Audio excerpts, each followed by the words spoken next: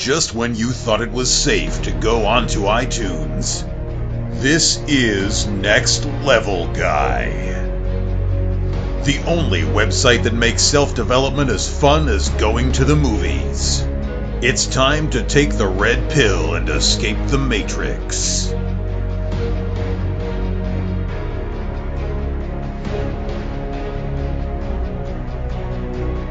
Hello, and welcome to another episode of the Next Level Guy Show podcast. Today's guest is Daria Rose. She's creator of the health upgrade website Summer Tomato. She holds a PhD in neuroscience and is the author of the awesome book Foodist. Today we discuss all things food and health related and how subtle changes to our approach to food can change our lives in such a dramatic way. But first, a quick word about our affiliates. Next Level Guy is in partnership with some awesome companies. To see the latest deals, special offers, and listener exclusives, please go to www.nextlevelguy.com/affiliates.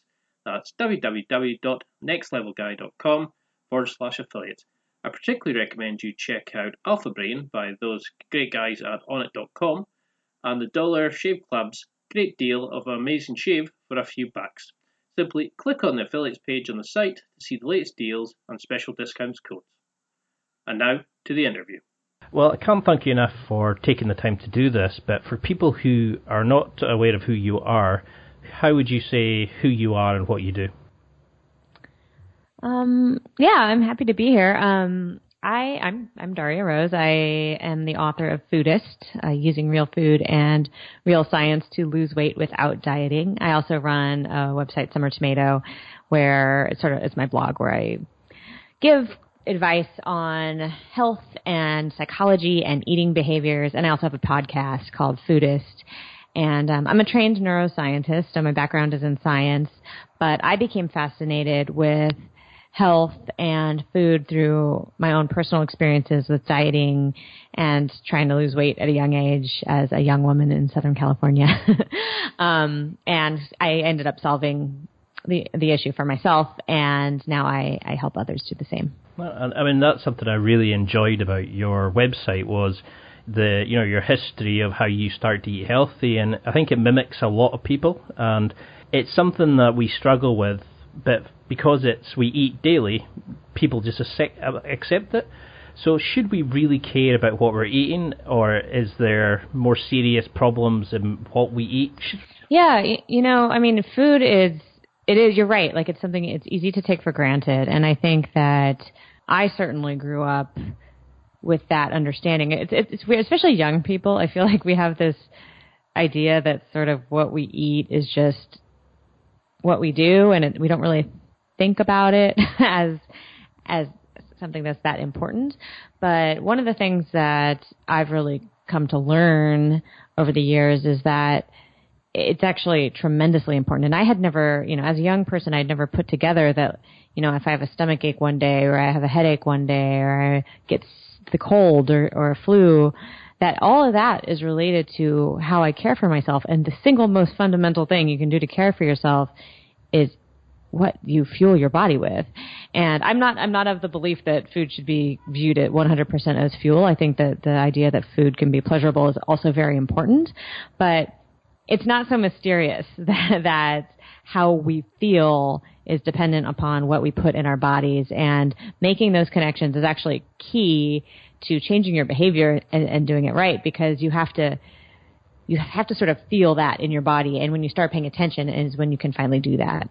And for instance, like when you eat, when you feel yourself really well, you feel amazing. Like it's a hugely noticeable difference. And when you eat crap all the time and you've never eaten anything else, you don't realize how much better you could feel every single day of your life if you chose better food. So that's a big lesson that I had to learn, and I think a lot of people still need to learn. But it's hard unless you've experienced it. You can hear the intellectual arguments, but unless you've experienced what it feels like to eat great food, then it's hard to really believe until you do. And is that something that you consider like one of the biggest issues that we face in this modern world? It's that, the quality of the food that people have become accustomed to, or is it more just their attitude towards it, or, we eat too much and obesity and things like that? I mean, it's all part of the culture, and it is all, you can view it as a problem because I mean, the top 4 causes of death are directly related to food. And it's not just like you die, like you eat bad and then you die. It's like years and years of complications and sickness and obesity and fatigue and depression and treatments for diabetes and, soaring medical costs. I mean, it is, it's what you put in your body. It's how much of it you eat. It is your attitude. Like that all impacts how you decide to live your life. And, it's subtle. It's psychology. It's funny. It's like what I do now mainly is I focus on people's psychology because that's where behavior change starts. And if you just think to yourself, oh, I should eat vegetables because that's healthy and I want to be healthy, that rarely sticks. If you've tried it, you probably know. Like, it sounds good for a week or two, but the second you go on vacation or your kids get sick or something stressful happens, it all kind of goes out the window. And oh, yes. yeah. So that's not enough. But like you said, the culture that we have pushes us in that direction. Like the normal is poor food choices, overeating, and all that jazz. And so undoing that is not trivial. It takes concerted effort, and that's, where I try to help people. So, I've seen a big difference in just how I feel and my motivation, my energy levels, etc. When I started eating healthy again compared to, when I started snacking more, working in an office job, etc.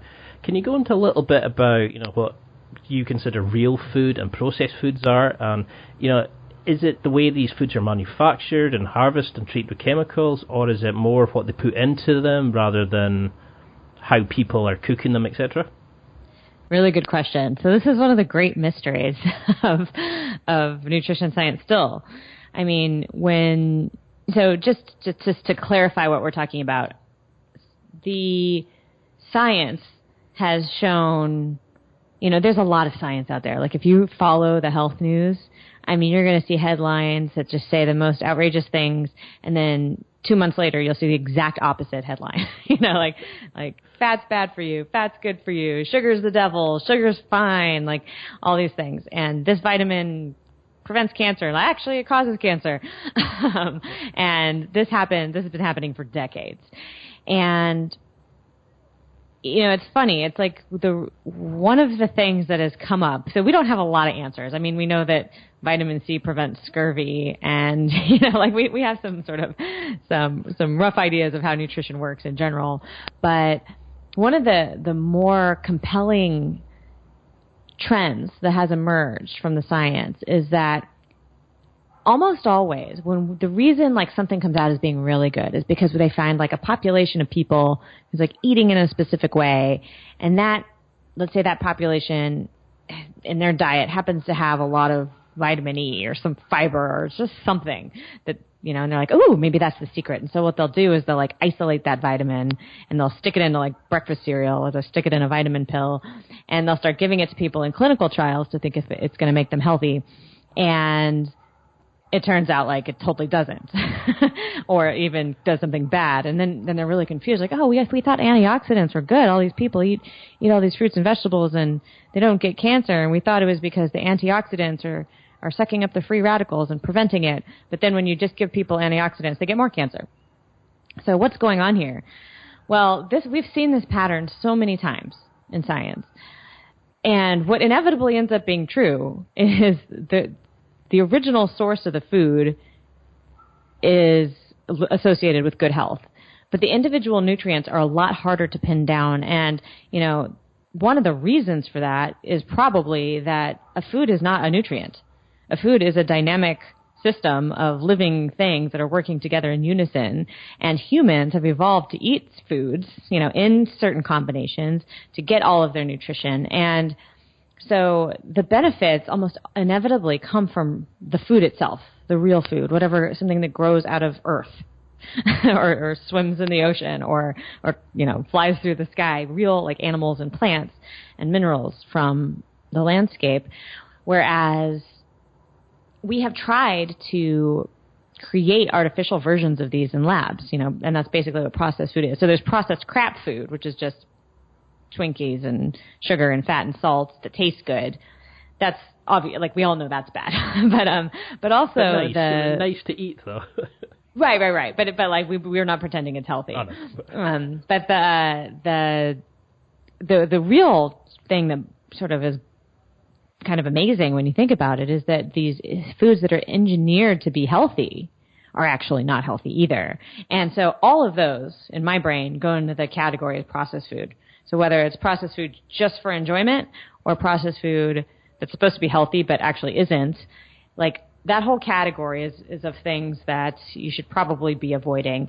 And you brought up an interesting point, which is that, well, what is it? Is it the processing? Is it the preservatives? Is it the isolated nutrients?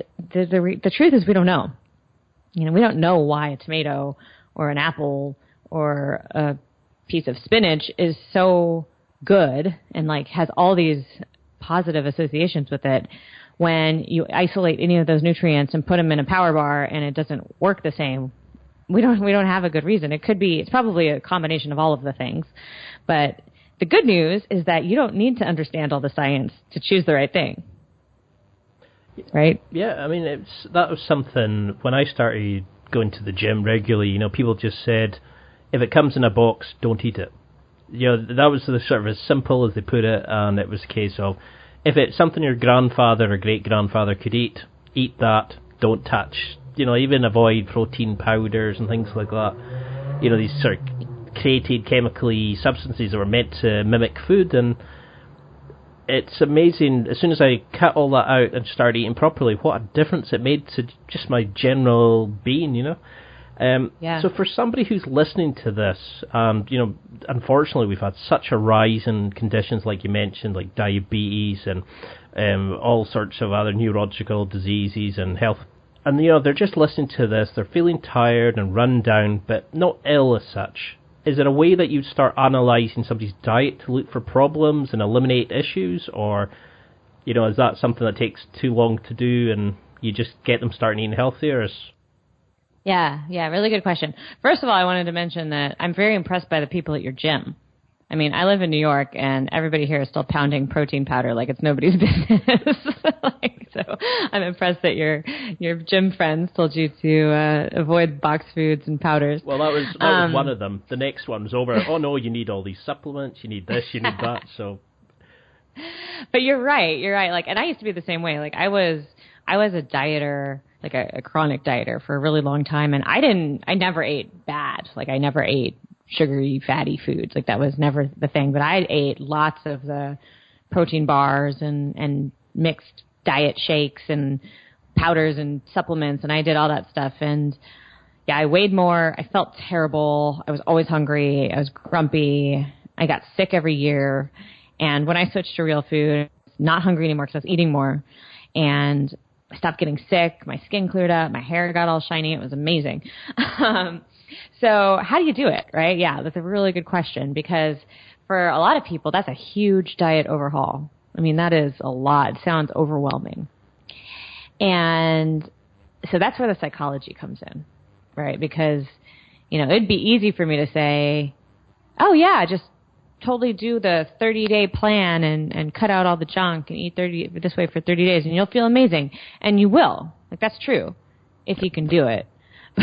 You'll feel amazing for a very brief period of time until you go crashing back into your old habits. You know me too well. Most people can't do that.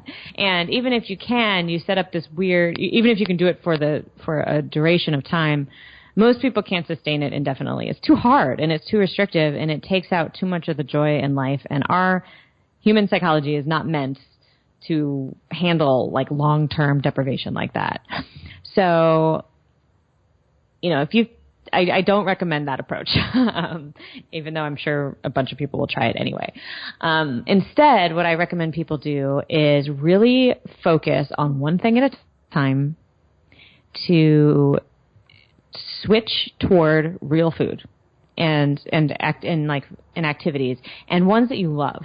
So, you know, if you hate broccoli, I'm not saying stop what you're doing, stop eating fried chicken, and just start eating broccoli every night. Like, that's not going to work either.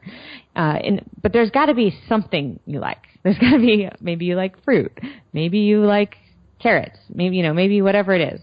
And just try, start with breakfast, start with lunch, start with whatever's easiest for you and give it a try. Just add something in that's good. And, take it from there. And that's what I did, is like, I started with one thing. Like I just started cooking for me, because that was a big thing. I just realized that most of what I was eating was like in bar form or some sort of box, like you said, something in a box. And so I just started going to the market, like the farmer's market, and buying vegetables. And, when you buy them at the market and they're fresh and in season, they kind of are amazing by themselves. Like it's nothing like going to the grocery store where everything's old and shipped from around the world. Like this stuff was just fresh and delicious. I didn't have to do very much to it to taste good. And I even discovered after a while that things that I thought I didn't like I didn't like Brussels sprouts, I didn't like cucumbers, I didn't like eggplants. When I get those things fresh at the market, they're actually quite delicious. And, maybe not the first time I buy them every single time, but I have completely overhauled my whole taste preferences just by being open-minded and exploring and just going one day at a time. And, it takes a while, but, it's been 12 years now for me, something like that. And I haven't gone back yet. So, it's a slow and steady approach, focusing on things you enjoy and, just making it a fun journey. You have to like the journey. It has to be about the process and not about the goal. The goal will come. Yeah, I mean, that's a great tip, because too many people want to run before they can walk, and just removing one thing at a time, that's really going to help. And I know what you mean about if you eat healthier or stuff that's just like, I grew up in the Highlands of Scotland, for instance, and to us, fresh fish was just off the boat, and I could really taste the difference when it's been frozen, etc.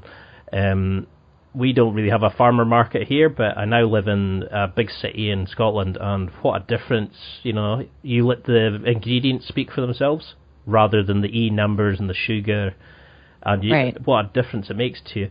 Could you go into a little bit about then how that, food affects us physically, emotionally, and mentally?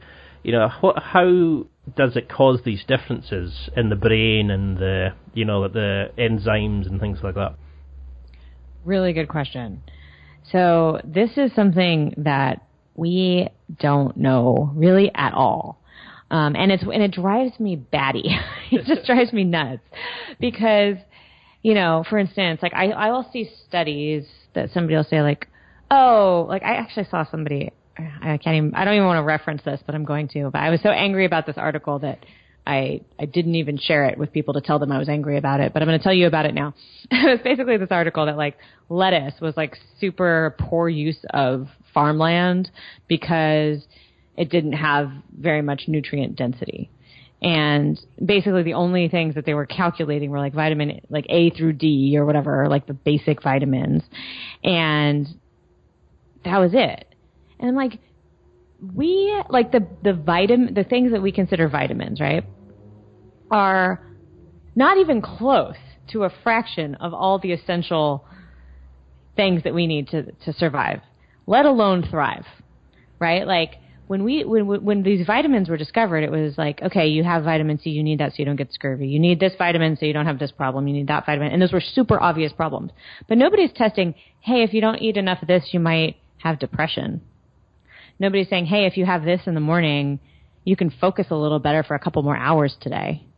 Nobody's saying if you eat this food or you avoid this food, you'll have a better workout at the gym, you'll like it better, or you'll have a better relationship with your husband, because you won't be so grumpy. These are things, or you won't get a cold. Like these things are all so subtle that they're actually, science isn't good at testing them, because we eat such a dynamic array of nutrients in our food and everybody's so different. Like that's another thing. We all have genetically different metabolisms to some extent. And so, maybe something that helps me a lot is not so good for you. Maybe you have a different genetic variation that, for an example, I have a gene that I discovered through a service called 23andMe that I can't digest. My body doesn't process folate same way like a normal person would. And it's not that common of a gene, but my husband has it too. A few people have it. It's called the MTFR nucleotide, SNP. And so what that means is that I need, if I'm going to like get the most of my folate, I need it to be methylated. So like I have to eat different forms of folate than maybe somebody else would. And God knows how that's impacting it, my brain or my body. You know, it's like that folate is such a critical vitamin in so many different processes in your brain. And do you know how many different types of neurons are in your brain and all the different crazy things they're doing? Like, how are we going to know how that impacts my life if I get enough of that nutrient? I mean, it's scary. It's scary when you think about it. Just that kind of, you know, little subtle things, you know, what causes colds, what can prevent a cold, what can make you feel better, you know, etc., to give you depression, you know, real food. And you think you're taking those out and just giving the very basic nutrients back in for the processed stuff. It's remarkable when you actually really stop and think about it. Yeah. Right? It's completely crazy.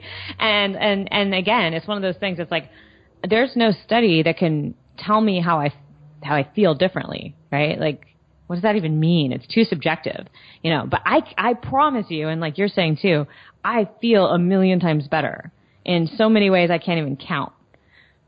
So yeah, it's really hard, and it's not science that way yet, but it's really powerful, and it is terrifying to think that we thought we were being smart by stripping out all the unquote unnecessary stuff and just putting in the basic vitamins that we know how they work.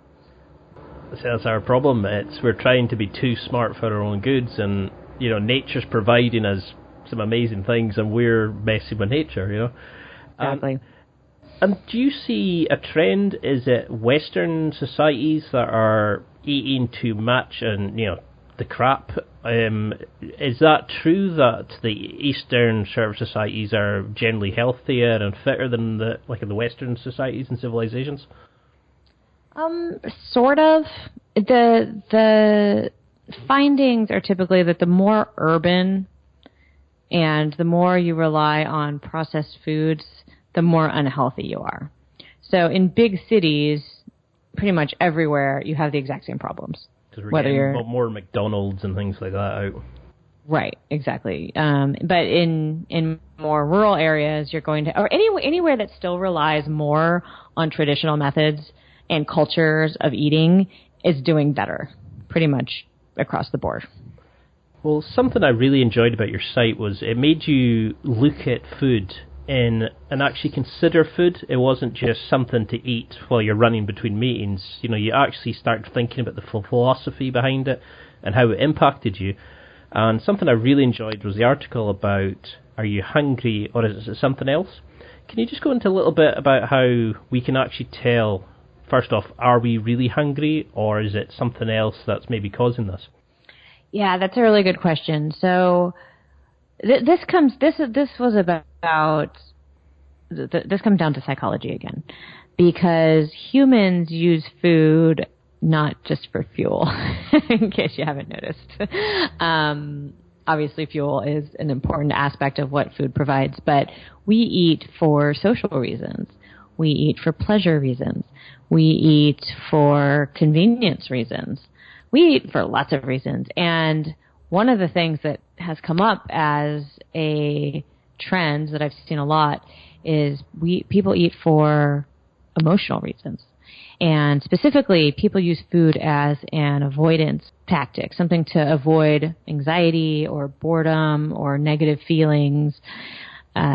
It's almost like you would compulsively drink alcohol or gamble or something like that. You've gone out of the realm of I need this sustenance or I want this sustenance to I'm gonna like take this sustenance to fix a problem that's in my head.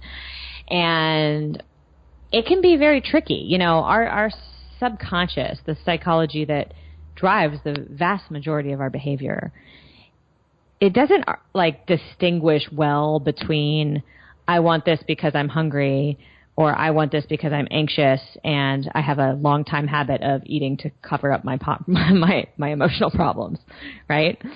So becoming aware of that, like bringing that subconscious, because when you feel either one of those things, your body's just like eat, right? Like you just go into like eat mode.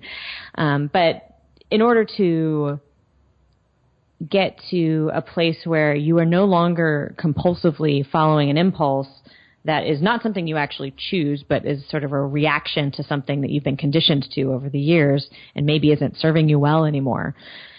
In order to be more conscious of your choices and do the things that you actually want to do that are best for you, you have to literally be more conscious. And that means bringing awareness to the underlying causes of why you're eating. And this is hard for people, as you can imagine. First of all, it's by its nature, it's subconscious. You're not aware of it. So bringing awareness to your actions is hard as just by definition. But also, sometimes we don't want to see what's there. We don't want the reason we're avoiding it for a reason. Sometimes it's not as bad as we think, but sometimes it is something that scares us quite a bit. And that's something that needs to be addressed if you ever hope to change behavior. Like if you're finding that you compulsively eat or binge or emotionally eat, like this is something you're going to have to address in order to stop that problem. And is it quite obvious the reasons for it, or is it quite complex? No. I knew that was going to be the answer. Well, it depends. Sometimes it can be something pretty simple. Sometimes it just takes realizing not being busy, and this is actually a really common one. So we have sort of been conditioned now to always have our phones and always be busy, always be consuming, and we get anxious if we aren't doing that. It feels like something's wrong. And some people, if they don't have anything to do, that anxious will make them so uncomfortable that they'll eat, and that takes the anxiousness away because, it literally just gives you something to do. And it's sort of rewarding. And sometimes it's just, that's enough. You can just recognize I just have boredom, anxiousness. And and once you recognize it, you don't have to act on it anymore. You realize it's not a reason to panic, and that if you don't eat all those donuts, you'll be okay. But sometimes it's a deeply ingrained, my mom made me hate myself type situation that's a lot harder to undo. So it depends, but the first step is always awareness, and it can either be something that's simple to solve or something that's a lot more complicated.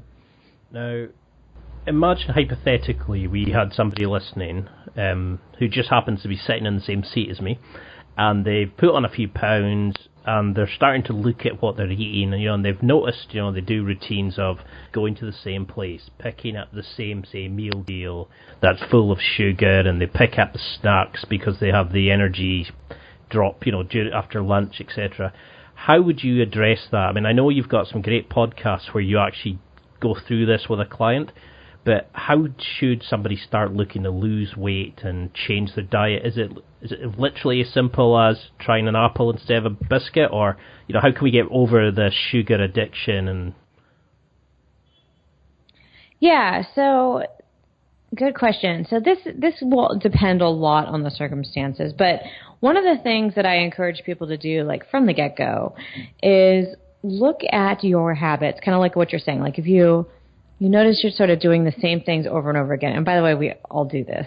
We are creatures of habit. Take a look at those and notice patterns. Because sometimes, especially if you're only talking about 5, 10, 15 pounds, sometimes it's just one habit that can make that just disappear overnight if you just switch it up. And another thing is that a lot of the time that habit isn't something you particularly care about. It's not like you love that lunch so much. It's just that you happen to be at work and the place happens to be across the street and you happen to be a little lazy about it. You know what I mean? It's it could easily be solved by just a little bit more foresight. So I encourage people to do something of an 80-20 analysis of their food habits and their exercise habits for a week, right? And one of the places that is just a great target for stuff like that is just weekdays. When you think about it, if you're having lunch at work, that is not a special occasion. You should not be eating something super indulgent every day at work. It's not you just need food. It should be as healthy as possible. It should taste good. You shouldn't hate it. And it should be satisfying, and it should get you through till dinner. But that is such an easy target for just if you can just fix lunch, Like a lot of people, you'll just lose 10 pounds in a few months. And you can do tricks like that. And sometimes it is as easy as just walking an extra block and getting the salad that you actually really like, but it was just an extra block, so you never thought about it before. Yeah, because I can remember catching myself picking up the sandwich and the bottle of Coke and thinking, I don't really even like this anymore. It just tasted numb again. You weren't getting the same thing. It was just it's easy, it's cheap, it's right in front of me. It's like you said, it's the laziness of it. And, do you recommend that people start like maybe prepping meals the night before, or just making enough at their dinner to do for their lunches? Or, when you're starting off with somebody who's got really bad habits, is it a case of saying, still go buy your lunch, but go to a shop that you actually want to try? Or, do you get them to start making their own dinners and stuff like that? You hit on a lot of great possibilities. And the answer depends on the person. So, right, anything is better than the crap you're eating. Like we can start there. You sound like right? my mom. So, I mean, right. But if you start with that basic assumption, let's just assume you're going across the street and you're getting like some meal deal at McDonald's. So, anything is better than that. Just not getting the Coke is better than that, right? You're cutting out 400 calories right there. So, or 300, whatever. So, I mean, view it that way. View any deviation from this is a win. So here's what I would tell people. If you like cooking dinner, if dinner's easy for you, cook extra the night before and bring it in. Great. If that works for you, awesome. If it's easier for you to keep going out but go somewhere different until you find something you like that, just as much but is going to make you feel better, is a little healthier, you could do that. You can even, another thing is that sometimes once a week, if you feel weird about getting up in the morning and making your lunch, or making your lunch the night before and you don't have leftovers and there's no salad place that you like, just once a week, get up early and see, maybe 5 minutes early, and pack a lunch and see how that works for you. It doesn't have to be my way. It just needs to be better than what you're doing, and find something that works for you. And that's a really powerful reframe on how to change your behavior, because it's suddenly really doable, right? It doesn't feel like, well, in order to lose weight, I have to, give up all sugar for this many months and all that stuff. It's no. Just do better and work from there, and you will see results, I promise you. Yeah, because that's why I really liked your stuff. It wasn't a case of, no, you have to stop everything right now, do it cold turkey, and fine well people would fail. You just gave straightforward advice going, instead of just going and buying a cookie and that because you're bored, maybe go for a walk, and it was just you actually got people to stop and really think about what they're doing, and it's something that we just, go, it's only dinner, it's only a bad lunch. But this is what actually, like you said, it's one of the four main, the top 4 killers that we face in the modern world. So if somebody is listening to this right now, and what is something that they can do? What's your top 3 tips for improving their health? Good question. So there's so many things. First of all, like you were saying, it doesn't need to be this one thing. But one of the things that I definitely recommend frequently, because it is something that people don't think about, and I think that you really nailed it there, by the way, when you said that the issue is that people just don't think about it. If you have to bring some awareness to your behavior, and that's really the key. So one of the first things you can start is, I don't like to start with removing things. So, because that feels like a diet. It feels like deprivation. And when you're removing things, it doesn't feel as good. But what most people can do pretty effortlessly is just try to eat more vegetables.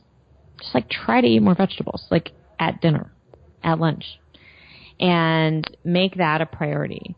And I would add a little caveat to that, which they should be ones you like. You should try to find vegetables, dishes, vegetables, specific types of vegetables that you enjoy, and just start working more of those into what you eat. And, eventually it'll start pushing out other things, and you won't be as hungry, and you'll start to like them more. You'll start craving them a little more. And it works really well. And it's an ad, it's a fun thing. It's an adventure. It's not something you have to give up. And starting there can be a really big one. I have a similar approach to physical activity, which I think is just as important for long-term health, being not being sedentary. So sedentary behavior is really, really bad, and that just means sort of sitting all day and moving around very little. And most people think, well, if I'm going to get in shape, I've got to go to the gym, and I've got to pump iron, and I've got to get all sweaty, I've got to have a special pair of clothes and shoes and a gym membership. Again, you're going too far, too fast. Start simple. Walk more. 10,000 steps a day gets thrown around a lot. That's a great goal. If you can do that, awesome. If you're walking 3,000 steps a day right now, try to get it to 4 or 5. It's like you don't have to go all the way. And you'll see, like, taking walks is kind of nice. It's kind of lovely. Like, I don't know anybody who doesn't enjoy it. So, just start with little things and move toward vegetables, real food, being active, not sedentary. And I think you'll be amazed at how much of an impact it has. Most people think that's not enough, and they talk themselves out of doing anything, but it actually is. It actually makes a huge difference. Yeah, I mean, I really like that idea of you're adding stuff to it. You're not taking things away, because you get this idea that people have of they're being punished by going on a diet. They're being restricted in what they can eat, when in reality it's just you just choose better options. And is that why, do you think most of the readers and the clients you've worked with, is it mainly that they're just getting the food because it's easier? Are they making a choice to get the crap? Or, why aren't they cooking? Do they see it's too much hassle? Or do they not enjoy cooking? Or is there a standard kind of problems that you face with readers and clients and things like that? Yeah, there's a lot of things and that come up regularly. Cooking is definitely has been a bottleneck for some people because it feels it feels hard. People have a lot of beliefs around cooking, like, oh, I'm not a natural chef, I'm not good at it. My grandma was good, but my mom never taught me, that sort of thing. Or it takes too much time. There's all this stuff. So yeah, that's definitely a factor, and I definitely work with people to get over stuff like that. But a lot of people, it's not so straightforward. So, I mean, I work with a lot of people who have tried a million things to be healthy, and they're still struggling. They're still overweight. They still binge eat. They still emotionally eat.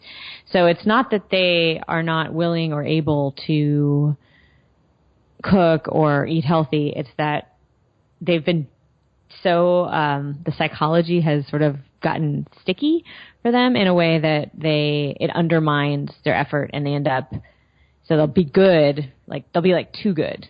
They'll restrict themselves, and they'll do this, and they'll force themselves to eat salad with no dressing and things that aren't satisfying. And then, Saturday will come around and they'll find themselves like knee deep in a bag of cookies.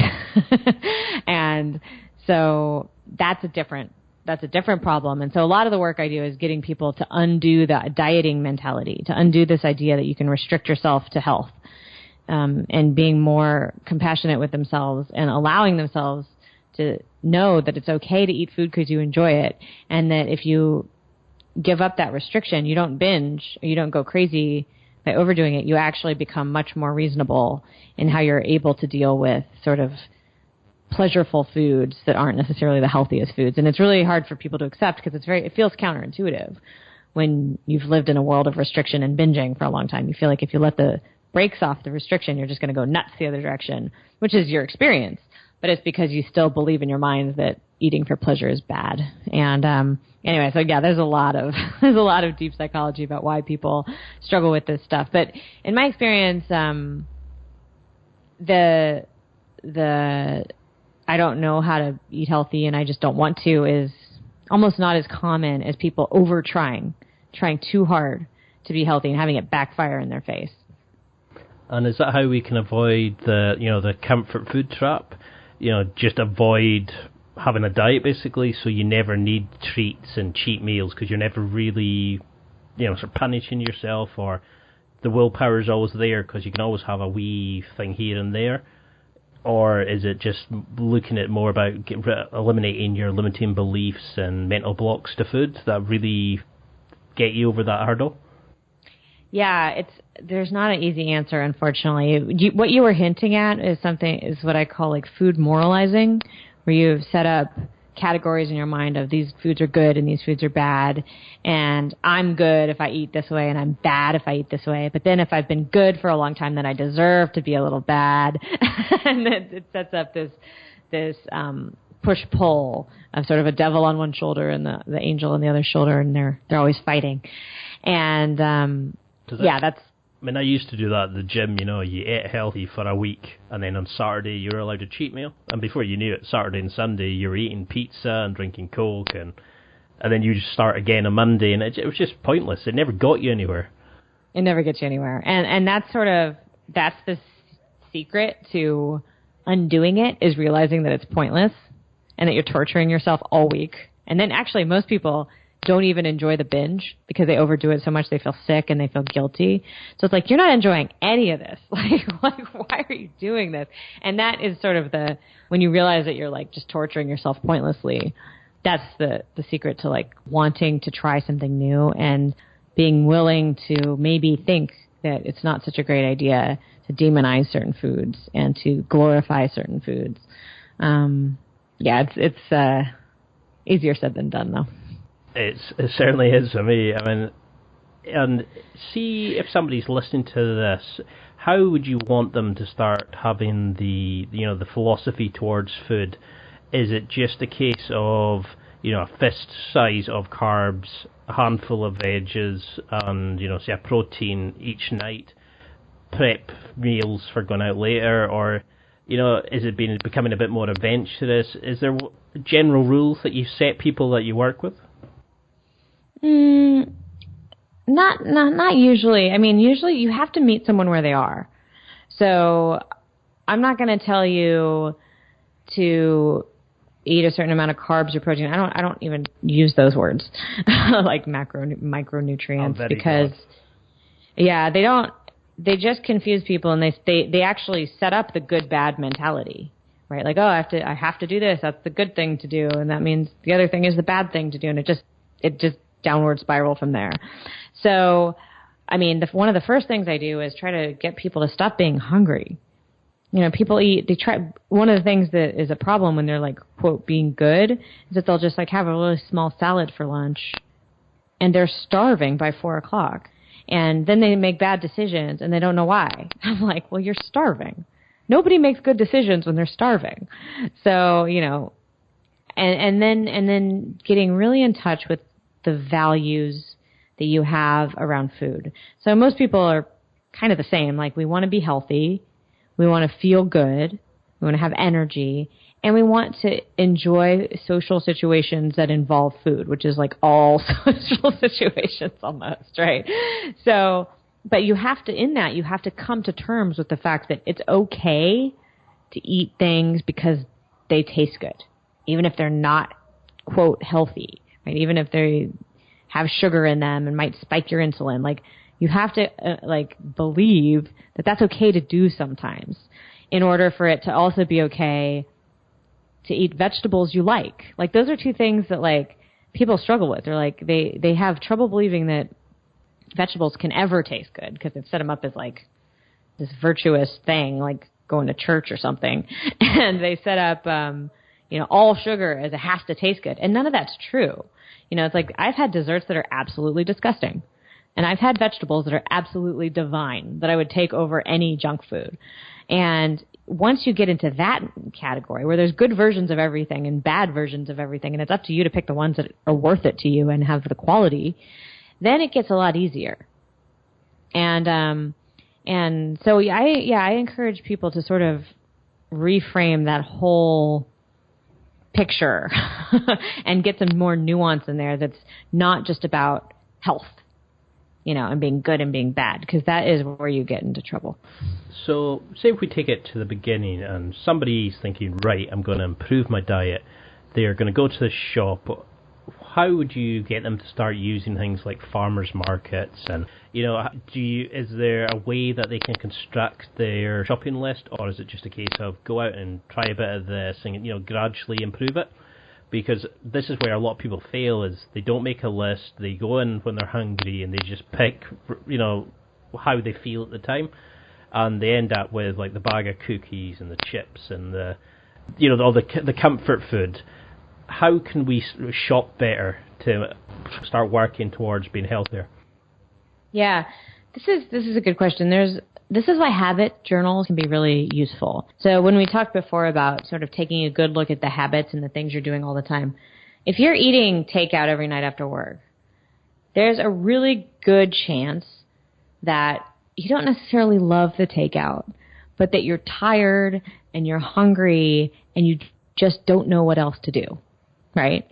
So in cases like that, you come up with a plan. You're basically confronted with a planning issue, and if you don't know how to cook, that's an issue as well. So like you're either you can have a deficit in skills, or you can have a deficit in planning, and both of those things will you can't. I'm not going to tell you to go to the grocery store and buy like XYZ vegetables, and go home and cook them on night. If you don't know how to cook, that's not going to do you any good, right? Like you're not going to do it when you're hungry and tired after work. You're just going to go do the thing you always do, because you're not going to also learn how to cook that night. Like it's just not going to happen. So you sort of have to figure out where you are again, and go from there. So if you've never cooked in your life, try making a salad on a weekend. Salads don't require cooking. They don't require heat. They do take some it takes some thought to make them satisfying enough. So maybe maybe you have to learn to boil an egg, or maybe you need to buy some cheese or learn how to cook some rice or something to put in there so that it's satisfying enough. But you should not be doing that when you're tired and hungry after work, because you won't, and you'll just fail, and then you'll just feel bad. On weekends, you have a little bit more time. Try something. If you can cook a stir fry, but you only have like one recipe that you go to all the time, think of a new vegetable you've always wished you knew how to cook, just one, and like make that your weekend project. Like just buy that. Vegetables are like $2. Just do an experiment. It's not that hard, and take it from there and just do one at a time. And you know where to start. Like you know what you like, you know what you're willing to do. You know when you're tired, when you're not, when you have time, when you don't, what you can afford, what you can't, what you hate, what you like. Those are the things you should be factoring into your decision, because your goal is to form new habits. Your goal is to eat more vegetables, cook more at home, be more active, be less reliant on junk. I don't mind if you eat junk if it's a conscious choice. That's great. But you don't want to be reliant on it just because you don't have the skills and you haven't planned well enough. That's a bad reason. So that's what you're trying to avoid, and you do that one step at a time. You just put one foot in front of another until you have the skills and the planning down. Yeah, I mean, that's a great answer. So that was something I was discussing with Kyle Ingham on the last podcast, was that we're the first society of men who are not really taught how to cook, and we don't have those kind of skills, and a lot of guys struggle because it's easier to pick up a phone than it is to take a chance to cook and possibly ruin a meal if you're tired and you want the food there and then. But I remember Tim Ferriss's book, I think it was 4 Hour Chef. He was saying about how you can, don't try to chop an onion when you're needing it for your dinner.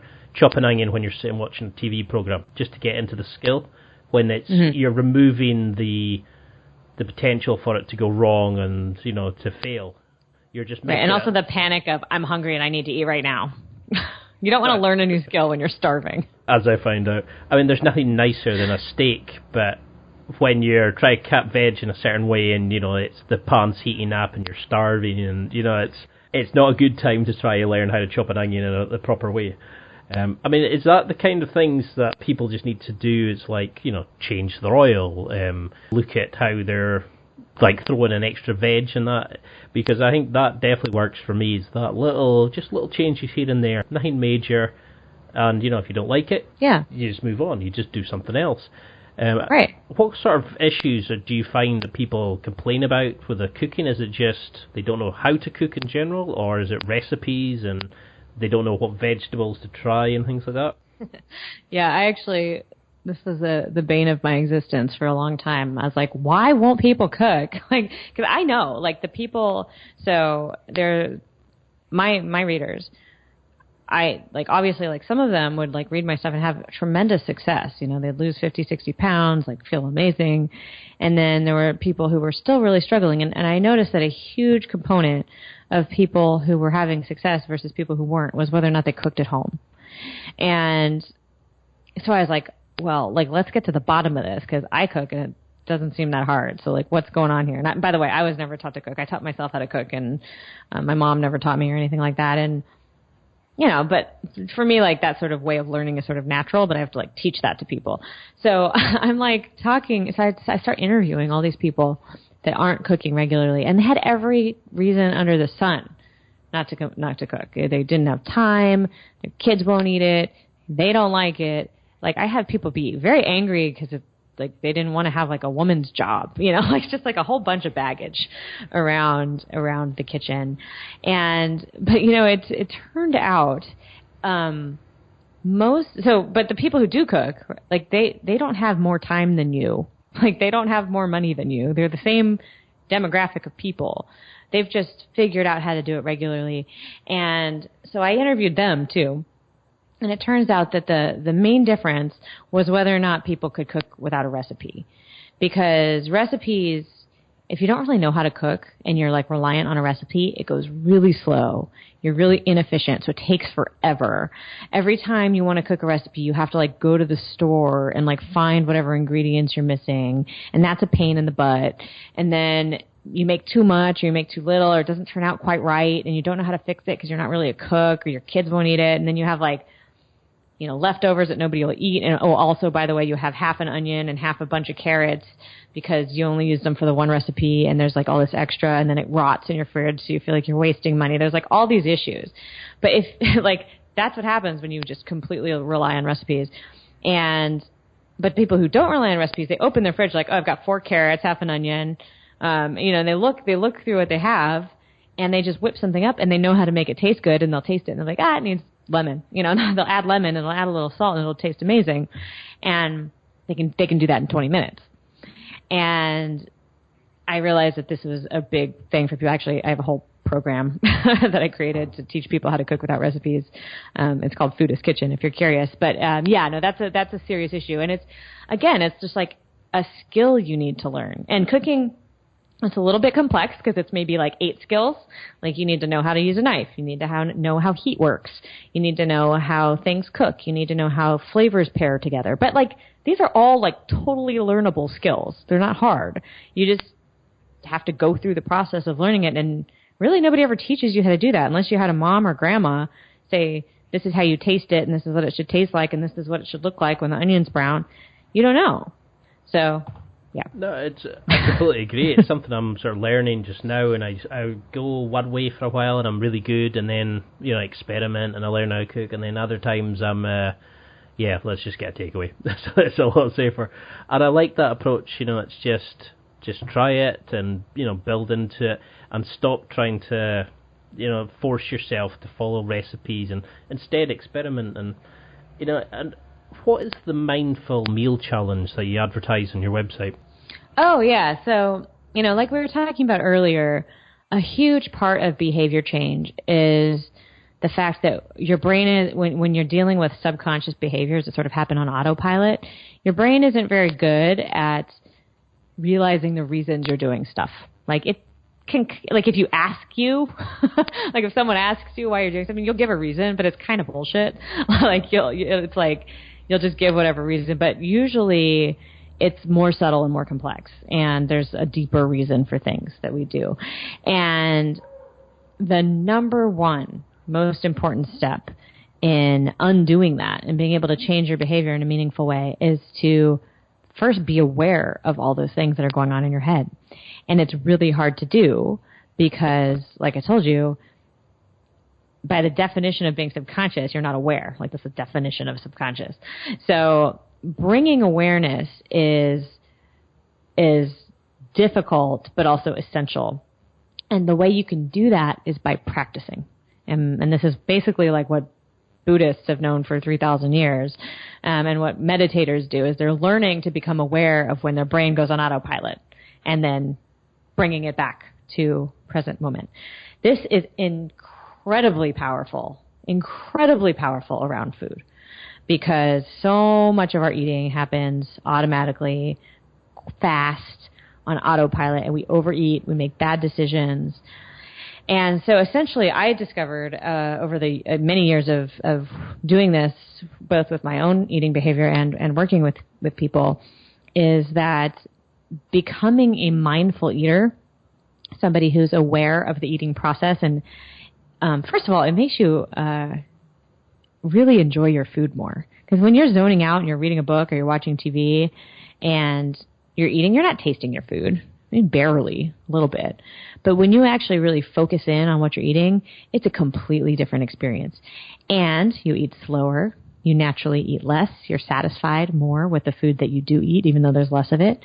You make better choices. It's really, really life-changing if you can do it, but it's a really hard skill to learn. So what I created was basically a free 5-day program to teach you how to do this. It's not like you'll do the program and then forever you'll be a mindful eater. It's just sort of like an introduction to mindful eating. But it takes you through why it's hard, how to do it, what issues are going to come up and how to deal with those. And, it's just a fun little thing. It starts Monday through Friday that I just created for people to learn that skill, because I just know how essential it is for people to, bring awareness to the eating process in order to make those behavior changes. Yeah, I mean, it's something that I immediately pounced on when I seen it, because we never actually pay attention to what we're eating. We're always doing something else, like on your phone or chatting, or you very rarely actually pay attention and actually taste what you've got in front of you. You're already thinking about the next 5-6 things that you've got to do. I know we're coming up to about an hour or so. Are you okay for a few more? Sure. Yeah. So now's the perfect time. It's just to get to know more about you. So this is the fast break questions. So I just throw out a prompt to you, and you just answer with whatever comes back into your mind. Okay. So it's things like, what's your favourite film? Ghostbusters. And the original, or is it the remake? Oh yeah, the original. Good choice. Because I always like these things, because we can talk about the aspects of it, but it's always good to get to know the guest, and there's some amazing surprises that come up. Nobody's ever asked me that before. I like to be weird. So what would you consider your favourite meal? What's your go-to, like something you either order in or cook? Because I noticed that you love to cook on your Instagram. Yeah, I cook a lot. But like my favorite meal means so many different things because there's so many different contexts. But one of the things I just eat all the time it's cabbage and eggs. I saute cabbage with olive oil and then some soy sauce, and then scramble some eggs on there. And I eat it probably 3 or 4 times a week. And it sounds really horrible, but it's amazing and really satisfying and delicious. So there. It wasn't what I was expecting after seeing some of the meals that you have, but each to their own. It's so easy and it's so good, and it sounds so boring, but it's like I just eat it all the time because it's so awesome. Your favorite podcast that's not your own, and I'm interested to see if you pick the one that Tim does with Kevin. The random show? No, I that's fine. But I really do love Tim's show. It's probably my favorite podcast. I just think he does a really good job of answering or asking questions of really interesting people. It's certainly something I'm working on. I still find myself answering a few of the boring questions, and I like the way Tim just kind of really deeply goes down in analysis of stuff you don't even think about, and I'm trying to become more like that, but Tim's something else. I really like the way him and Kevin just go off in complete tangents, and it's a great show, and I never thought that you'd be cooking behind the scenes while they were doing it. And I usually am. Gosh, those two can eat, man. Because you kind of you forget that there's life going on behind it. And you've got toaster and like your dog. And yeah, somebody's got to keep the house running. Once I kid you not, once after they filmed a random show at my house, I had just roasted a chicken, and these two men ate the entire thing like with their fingers, like picked it apart like by barbarians. It was really something to behold. And how did the whole sort of randomness aspect of their show, how compare that to your scientific viewpoints? Do you and Tim ever butt heads in the way that you look at things, or do you quite like the sort of analysis aspects you both utilise? That's funny. So Tim is actually a lot like me. Like, Tim's very analytical. The random stuff comes from Kevin. That's all my husband. And I actually really love that about him because we balance each other out really nicely. No, I mean, it just from having a look through your social media and stuff, and you can actually see that strong bond there, and that's the kind of lifestyle. It's the experimentation and the doing things, and the dog is, that's for me. That was the ideal life. Everybody loves Toaster. he's a cutie, And what's the biggest food myth you wish would die? The biggest food myth I wish would die. Or I really like just that there are like good foods and bad foods. Like that there's like foods that are good for you and bad for you. Like I think that just undoes so much of my work. I wish people would stop it. And what was the strangest fact you learned during your PhD? Oh gosh, the strangest fact. Or something that every time you think about it, it just blows your mind. I'm actually not I'm gonna tell you something I learned way before my PhD, but it still blows my mind to this day, and it kind of has to do with food. Whenever I eat a mushroom, I remember that it's not a plant. Isn't that crazy? A mushroom is a fungus, and that is an entirely different kingdom of creatures. It's not a plant. A plant is different. An animal is different. A mineral is different. Those aren't creatures. But a mushroom is not a plant. They're completely different. Not a different species. Not a different genus. A different kingdom. It's trippy, man. I bet if you ask somebody that, they would immediately go, no, it's a plant. Very few people would ever know that. That's why I have to explain it, because I say it's not a plant, and people are just like, whatever. I'm like, no, shut up, listen. It's not a plant. It's not even related to a plant. They're completely different. They evolved completely separately. It's so cool. They have cell walls and a nucleus. That's weird. I forget why they're all different, but it's really cool. And if I was to ask you what you're most proud of on your website, or is it your book, is it your podcast? What do you want people to check out first?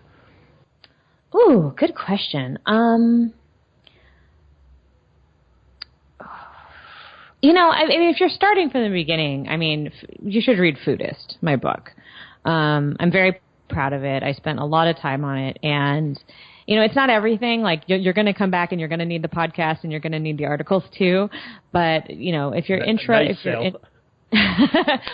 just this is. If you didn't get the hint from our conversation, this is a complex topic, because you're talking about nutrition, which we talked about for the first half of the show, super complicated, and then you're talking about human psychology. Complicated doesn't even begin to describe how messed up that is, right? So when you're integrating these two things, it's a lot. And almost every other, I've never really seen anyone else who does what I do in that way. So there's a lot of nuance, and it's very complex. But Foodist is a great basic foundation of what I believe and how to go about it, and it's a blueprint, especially if you've ever dieted, if you've been a dieter. And then once you are ready for the more nuance and adding the complications to your own personal life, then Summer Tomato and the podcast Foodist is going to help you there. And what's your take on shows like The Biggest Loser and these rapid diet shows and getting people to sprint when they're 300 plus pounds and morbidly obese? So TV rots your brain. Stop watching it. Go outside. read a book. I really I don't like any TV. I loathe that show. I think it is cruel and unusual. I think it should be illegal. I think it's absolutely disgusting what they do to those people. They gain the weight back. Of course, they gain the weight. Can you imagine how heartbreaking? Like, I can't. It's so cruel, and they're using a method that is proven not to work. I mean, short term it works, but it makes these people less healthy and completely demoralizes them, and that they are profiting.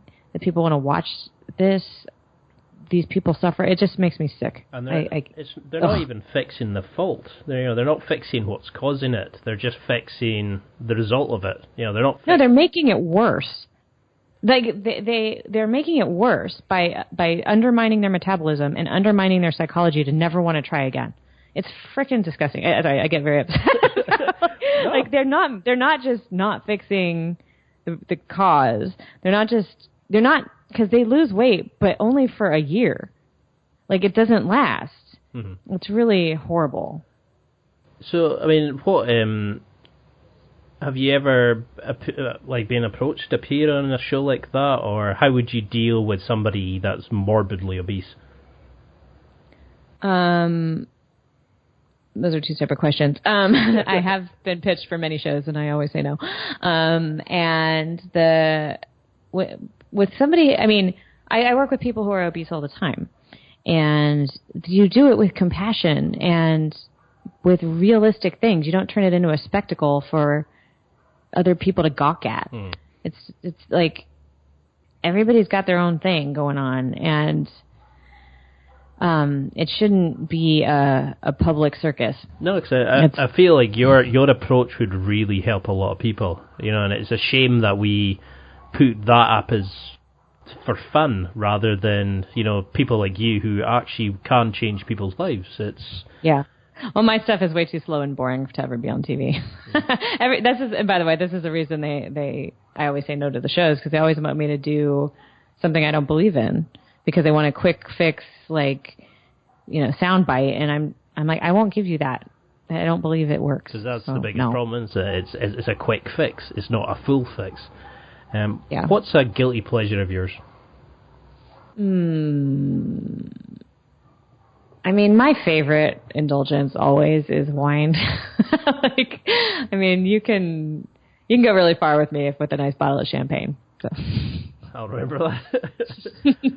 And what's an unusual fact about yourself?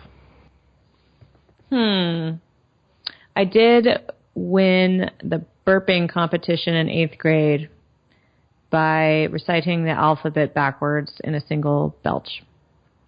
Of all the things I thought you were going to say, that certainly was not one of them. Good. What would you like somebody listening to take from this interview? Is there something? What would you like them to remember most from this? Don't diet. Never diet. It makes it worse, not better. It makes it harder, not easier. It'll backfire. You'll fail. Don't do it. So you're not a fan of diets, then? Nope. And how can someone keep in touch with you? SummerTomato.com.